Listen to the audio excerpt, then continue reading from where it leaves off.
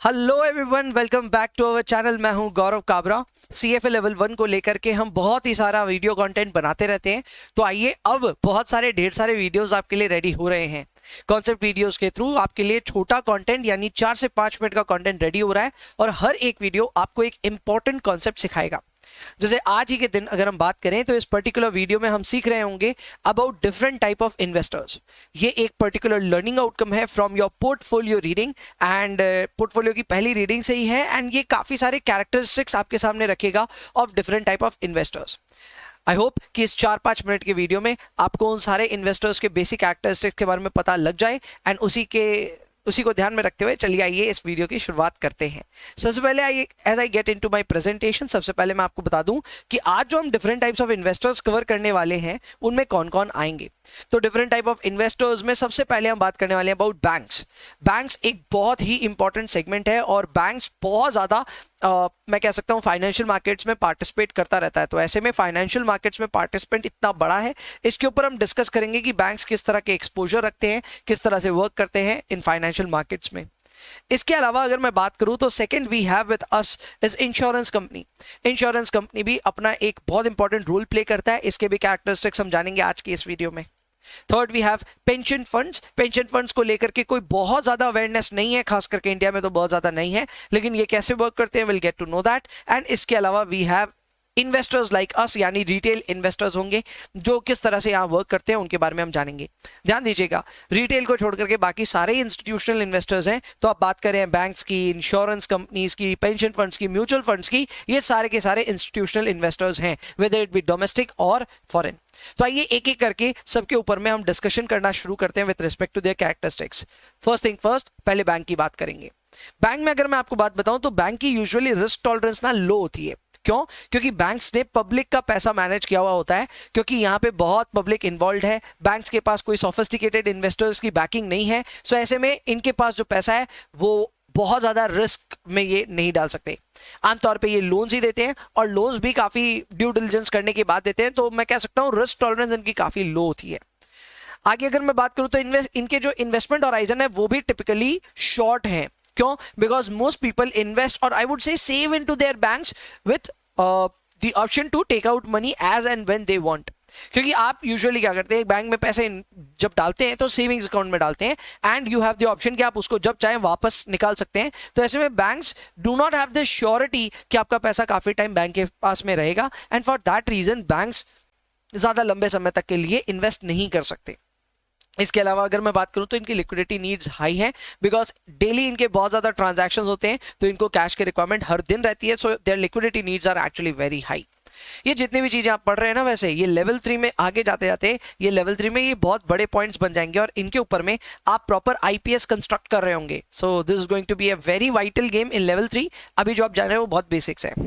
And इसके अलावा अगर मैं बात करूं अबाउट इनकम नीड्स, तो इनकी इनकम नीड्स भी काफी हाई है, because they have to regularly pay interest to all those who have actually given their money to the bank. तो ऐसे में because their income needs are quite high, तो definitely इनके इनकम नीड्स का ध्यान रखना पड़ेगा। आगे बढ़ते हैं, बैंक का काम हो गया तो अब इंश्योरेंस कंपनी के डिस्कशन करना शुरू करते हैं। अगर मैं इंश्योरेंस कंपनी की बात करूं तो इंश्योरेंस कंपनी का भी रिस्क टॉलरेंस यूजुअली लो होता है।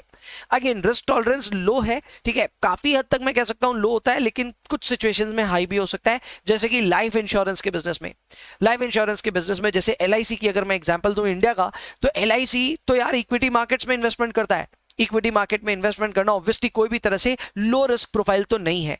सो हाई रिस्क इन्वेस्टमेंट जो एलआईसी कर पा रहा है वो क्यों कर पा रहा है, उसके लिए जानना पड़ेगा हमें सेकंड पॉइंट। तो हमारा सेकंड पॉइंट जो है वो है investment horizon. Now talking about the investment horizon, तो फिर investment can be a long term horizon और it can be a short term horizon. और ये होराइजन है क्यों है, इसके पीछे दो तरह के इंश्योरेंस कंपनीज हैं।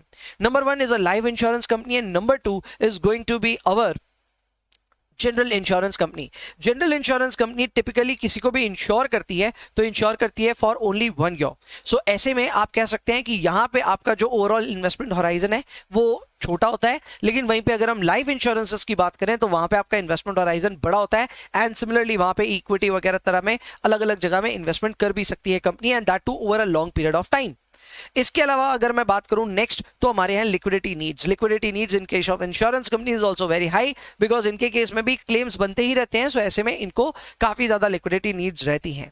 And talking about our fourth point, इनकी इनकम नीड्स लो है, बिकॉज इनको रोजमर्रा में किसी को इंटरेस्ट वगैरह कुछ नहीं देना है, इनके पास जो क्लेम्स आते रहते हैं उन क्लेम्स को इनको पास ऑन करता रहना पड़ता है। सो कह सकते हैं income needs are low but liquidity needs are high. So ये था with respect to insurance company, and I hope इसके चारों कैरेक्टरिस्टिक्स आपको समझ में आए होंगे। Now let's get into the pension funds.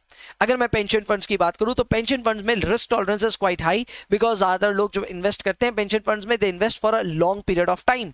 सो ऐसे में इनके पास में पैसा जब भी है इन्वेस्टेड, तो पैसा काफी लंबे समय तक के लिए है, तो ये उससे ऑब्वियसली रिस्क ले सकते हैं। नेक्स्ट, इन्वेस्टमेंट होराइजन भी इनका लॉन्ग है, विच इज ऑल्सो नाइस।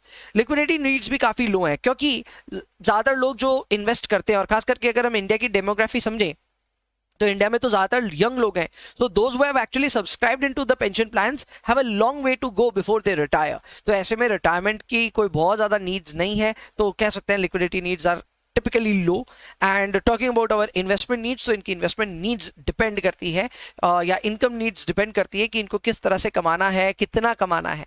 इसमें काफी कुछ एक्चुअली हम डिस्कशन कर सकते हैं। there is something known as defined benefit plan। तो defined benefit plan में हम देखते हैं अपने assets और अपने obligations को, और उस हिसाब से हम aggressively decide करते हैं कि हमें high income instruments में जाना चाहिए या low income instruments में जाना चाहिए। so ये एक प्रॉपर क्वेस्ट है, और उस क्वेस्ट के ऊपर में हम लोग डिस्कशन कर सकते हैं when we read more about it.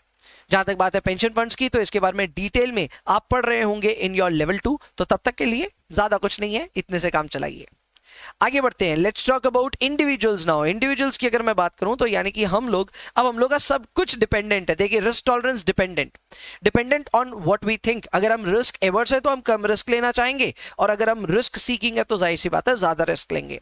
आपके और मेरे बिहेवियर में भी चेंज होगा, आपके और आपके फैमिली के बिहेवियर में भी चेंज होगा। तो ऐसे में रिस्क टॉलरेंस को लेकर के कैसे कहा जाए कि भाई रिस्क टॉलरेंस इज हाई और low, that depends from person to person, and इसीलिए यहां पे मैंने कुछ कमेंट नहीं किया है।